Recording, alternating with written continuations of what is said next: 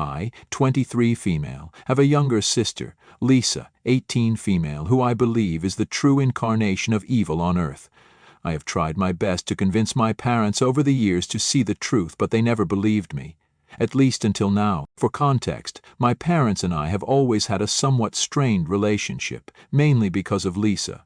My parents absolutely adore her because my mother had a miscarriage and she lost the baby, which deeply affected her. Lisa, born a few years later, was regarded as their miracle child, a beacon of hope and joy that healed the pain of their previous loss. My parents showered her with affection and attention, turning her into the center of our family universe. Now let me be clear. I loved my younger sister when we were children. It's just that I slowly started realizing that Lisa had an incredible talent for manipulation that none of my family members were able to grasp. She knew how to twist the story in her favor, and she was a master at playing the victim card. Once on my birthday, I got this amazing antique pocket watch from our grandparents. I was so happy with it, as my grandmother told me that it was a family heirloom. But Lisa? Well, she was clearly jealous and kept asking if I could share it with her. I said no, because it was a gift from me on my birthday. She tried to persuade our parents, but since it was from our grandparents, they couldn't do much. That night, Lisa, who knew I was terrified of spiders, placed a house spider inside my pillowcase, ensuring I would discover it when I went to bed. I awoke to the horrifying sensation of a spider crawling over my skin and started screaming. My parents rushed to my room in concern.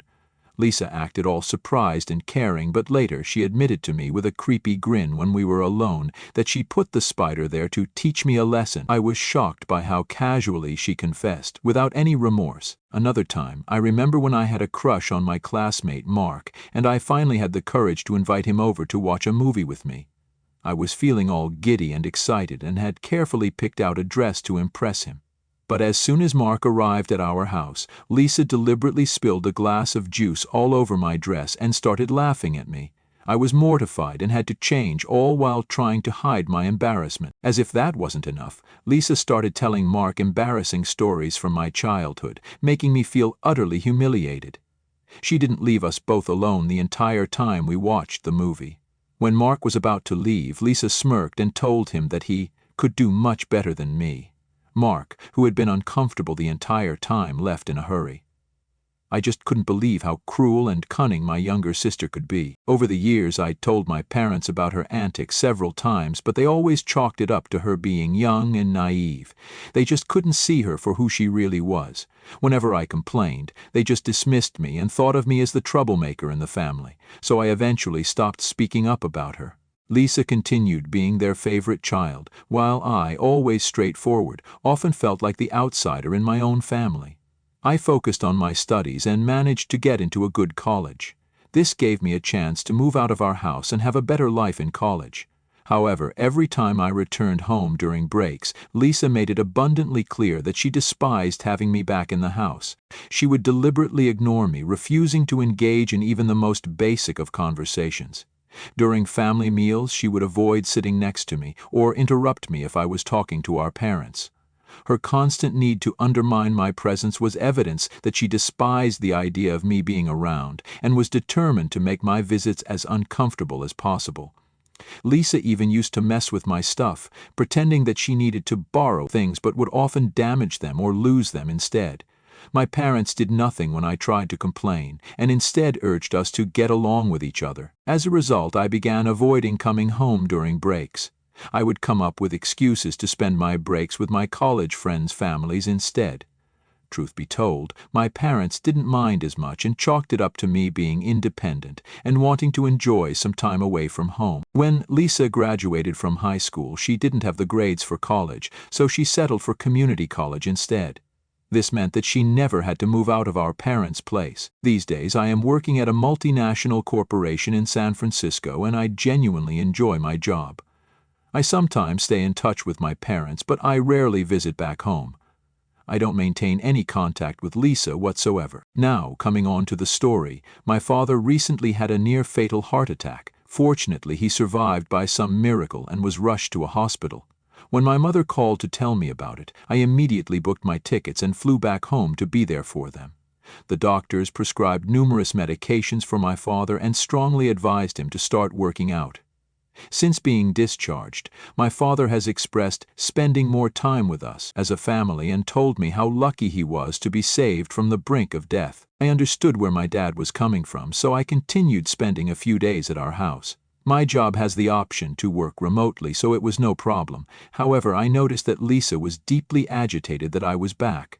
I tried my best to avoid her because we were both older now, and I didn't want to argue after our dad's heart attack. One morning during breakfast, my father suggested that we all go on a family vacation, as it had been a long time since we all went somewhere together.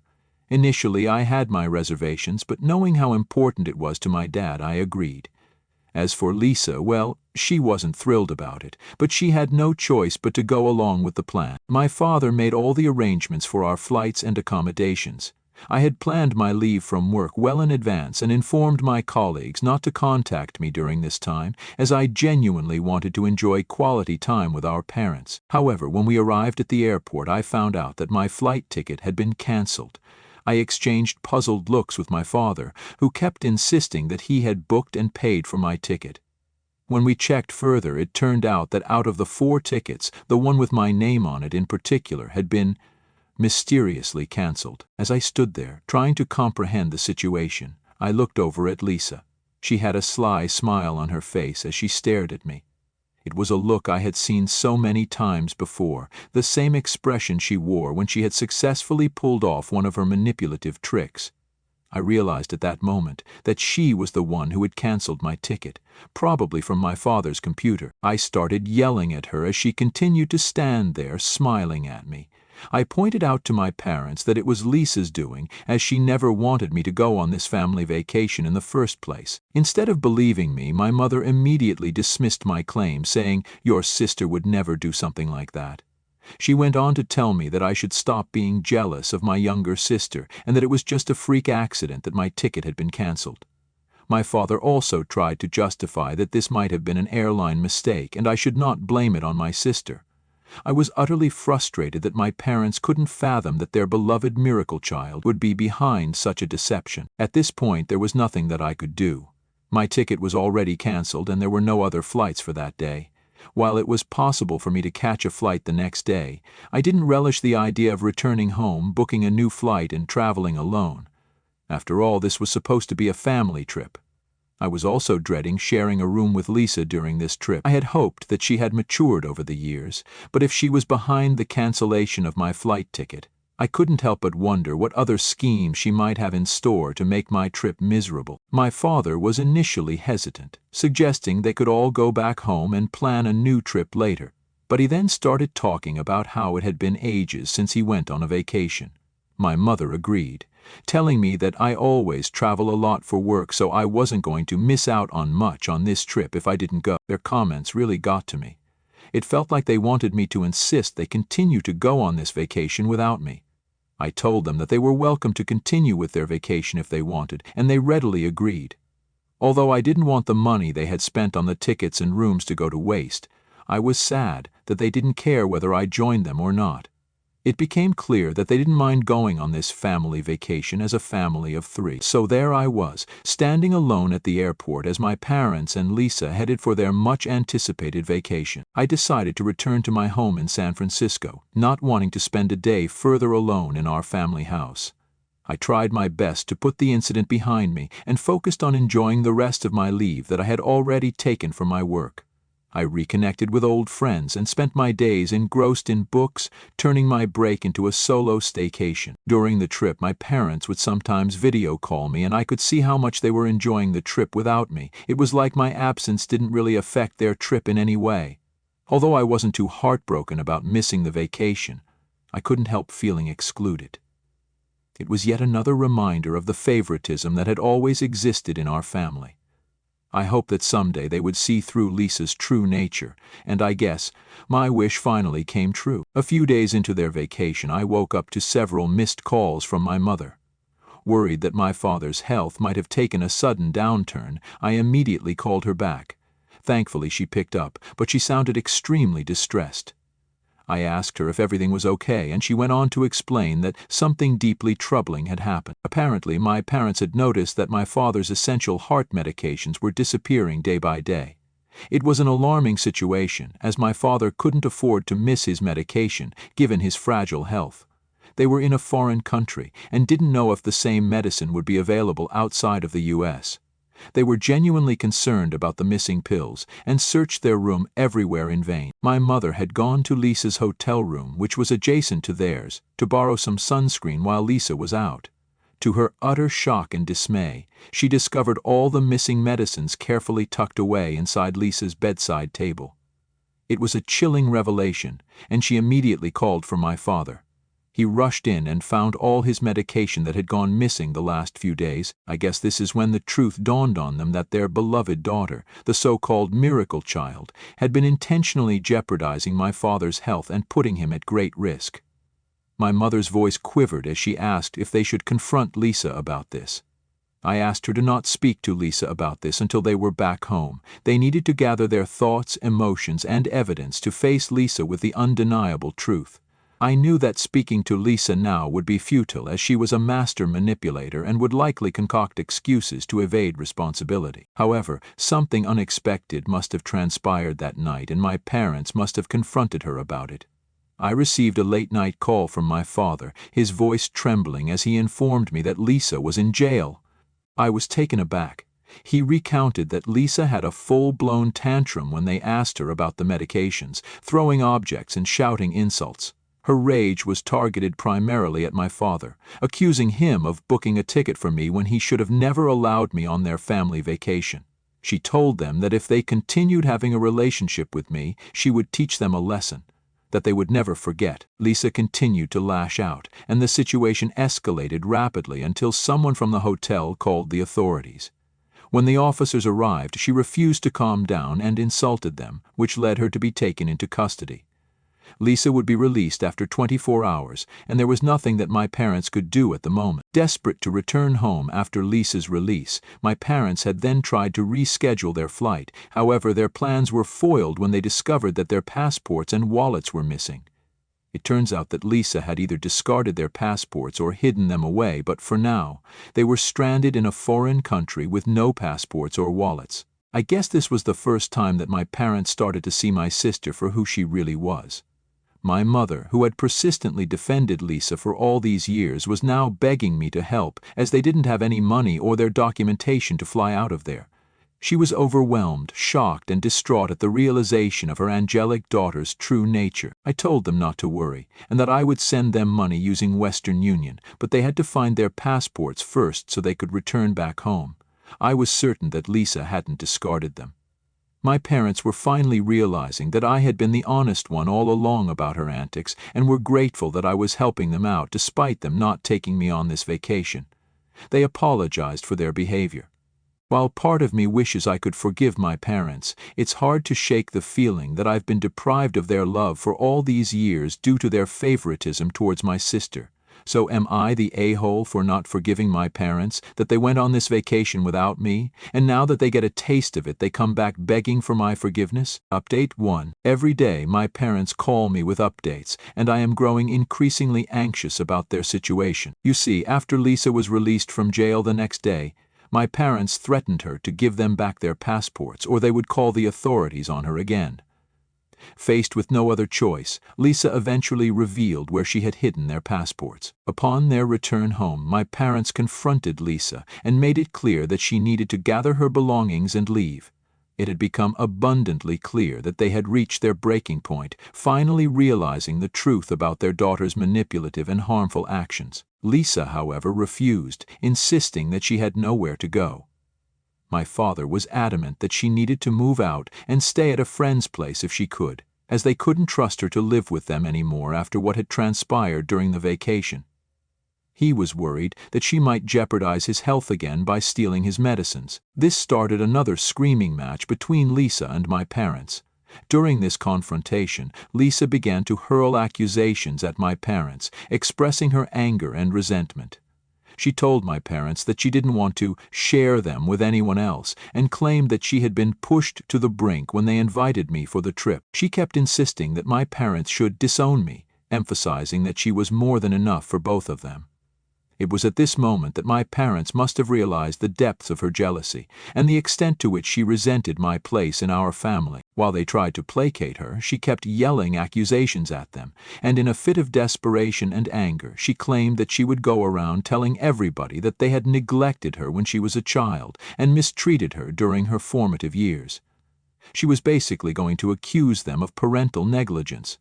Lisa then threatened to go to the police and make false statements against our parents if they continued to ask her to move out. This genuinely scared my parents, as these fabricated allegations would put them in a difficult position, particularly since they are well-respected doctors in our community. The mere thought of their reputation being ruined by false accusations has since left them feeling trapped and anxious. In the past few days, Lisa has continued to make our parents' lives more and more difficult. When she found out that they were talking to me regularly nowadays, she got really mad and started breaking dishes in anger. What's worse, she keeps stealing their car keys and hiding them, which makes it hard for them to go to work every day. Just tonight, my mother called me in tears after another bad incident during dinner. Lisa had a big tantrum and yelled at them because she wanted my mother to cook for her. When she refused because she was tired from work, Lisa went on a rampage and started breaking furniture around the house. Then she went to her room and turned up the music really loud, which prevented our parents from getting a good night's sleep. The situation keeps getting worse, and it's taking a toll on my parents emotionally and mentally. I am increasingly concerned about what might happen next. While I had hoped my parents would see Lisa's true nature, I now worry that she could pose a real threat to them. I can't even return home at the moment because it might trigger her further and lead to more explosive confrontations. I'm doing my best to persuade my parents to consult with a lawyer so we can find a permanent solution to this ongoing crisis. The legal route seems like the best way to protect my parents and restore peace to our family. Update 2. Lisa has been arrested. As many of you predicted, with Lisa's increasing antics, this was bound to happen. One night she came at our parents with a knife during a big fight. This terrified my parents, and they were forced to call the police. The officers swiftly took her into custody, placing her under arrest on charges of assault. With Lisa in custody, our parents decided it was time to pursue a more permanent solution. They consulted with an attorney who advised them on the legal process for evicting her from their home. They filed a formal eviction notice that said she had to leave. They knew it wasn't easy, but it was necessary to make things safer. Our parents didn't want to continue pressing any charges on her, as they just wanted her to move out. They bailed her out of jail and handed her a formal notice telling her she had to move out. It had all the legal stuff explaining why she had to go and when she needed to leave. My parents made sure they did everything by the book so Lisa couldn't challenge it. Next, they went to court with their lawyer to start the eviction process. It meant filing a lawsuit against Lisa. This was all pretty hard on my parents since it was their own daughter they were taking to court. They felt really sad, guilty, and like they had no other choice. The court finally gave an official order that said Lisa had to leave the house. If she didn't go on her own, they would have the legal right to make her leave the property. Lisa is going to be out by next week. My parents can finally breathe a sigh of relief, knowing that they have taken a step towards getting their home and peace back. It's been a tough road, but they're hopeful that things will get better once Lisa moves on. I have stayed in touch with them throughout this ordeal and plan on bringing them over to San Francisco for a few weeks. It's a way to give them a break and let them relax after all they have been through. I am sure they could use a change of scenery and some time away from the stress Lisa has caused. Plus, it'll be a chance for us to spend some quality time together, and I want to support them as much as I can. Update 3. I have received hundreds of comments under my post, and it's taken me some time to go through them. Many of you have suggested that we should consider getting Lisa checked out to see if there might be a mental health issue at play here. The thing is that since she's an adult, we can't force her to go for a checkup against her will. Due to her sudden violent outbursts, we don't want to push her and make this situation more complicated than it already is. As I mentioned in my last update, my parents flew down to San Francisco to spend a few days with me. They are here to take some time away after what they went through the last few months. Yesterday evening, as we gathered around the dining table in my cozy apartment, my parents began to open up to me, their voices laced with humility and regret. They admitted that they had been blind to Lisa's true nature over all the years and begged for my forgiveness. My father expressed his remorse for not heeding my warnings earlier. He admitted that they never expected Lisa to turn out this way and were unable to see the truth that lay beneath her charming facade. My mother echoed my father's sentiments and acknowledged the gravity of their mistake in dismissing my concerns about Lisa's behavior over the years. Her voice trembled as she voiced the pain of realizing how they had failed me by favoring her. I let them know that I appreciated them taking the first step in seeking my forgiveness. I shared several painful memories of the years of torment I endured due to Lisa's actions. My parents listened, utterly shocked and dismayed at the extent of what I had endured on my own. They acknowledged the pain I had gone through and expressed regret over the isolation I felt in my own family. My parents recounted how their favoritism towards Lisa had clouded their judgment because they never had expected to get pregnant with her and always considered her to be their miracle baby. With sincerity in their voices, they begged for my forgiveness for all those years. It was a bittersweet moment for me, as I had always wanted their acknowledgement. While it may not have been the ideal way to mend our relationship, it was a turning point that brought some much-needed honesty and clarity to our family dynamic. We were, for the first time in years, truly acknowledging the issues that had plagued our family. I told them that it would take me some time to trust them again, and we all agreed to work through this together. For now, I plan to make the most of the time I have with my family while they are here with me for the next few days. Update 4. As the days passed, my parents and I spent more time together, exploring the vibrant streets of San Francisco, enjoying leisurely meals and simply relishing each other's company. It has been quite a journey to reconnect with each other by rebuilding the bonds that had been frayed by years of favoritism and denial. I came to understand that their decision to seek solace with me was not just about physical distance from Lisa, but a desire to rebuild the family they had almost lost. They needed a fresh start, and so did I. My parents and I have since discussed what to do with Lisa. She is currently staying at one of her friends' homes. We can't simply abandon her, despite the turmoil she has caused in our lives. As parents, my mom and dad feel a profound sense of responsibility towards their daughter, even if her actions have been unforgivable. We have come to terms with the fact that her behavior might not be just willful mischief, but might be indicative of deeper issues. We plan to explore the possibility of a mental health evaluation to better understand her condition. However, since Lisa is an adult, we can't force her into such an assessment and plan to find a way to encourage her to seek help voluntarily. My parents plan on reaching out to Lisa once they are back home to see if she is open to a discussion. I don't want to contact her because she still holds a strong grudge against me, and I'm trying not to worsen the situation for the sake of her mental health. Considering the past incidents of aggression and violence, I have encouraged my parents to meet her at a public place, so that she would be forced to control her emotions. Our primary goal is for Lisa to grasp our perspective and, most importantly, recognize the deep love and concern we hold for her. It's not about assigning blame, but rather about coming together as a family to address the issues that have strained our relationships.